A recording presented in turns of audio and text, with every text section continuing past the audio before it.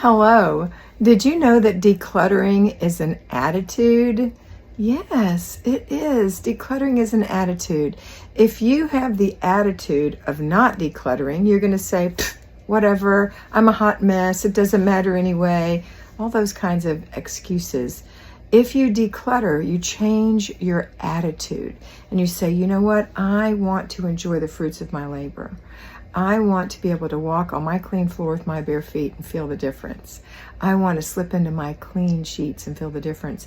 But I can't even get to doing any of those things if my bed is cluttered or covered in laundry that I keep shoving on the floor and putting back on, or my floor has boxes all over it, or whatever your clutter situation may be. And a lot of times people tell me that they have so much clutter, and then I FaceTime them and I say, where's your clutter? Because in their head, they've made their clutter bigger than it is. So either you are ignoring your clutter or you're making it bigger than it is, but it's still an attitude. You want to declutter because it makes your life better. That's it for today. Have a great day.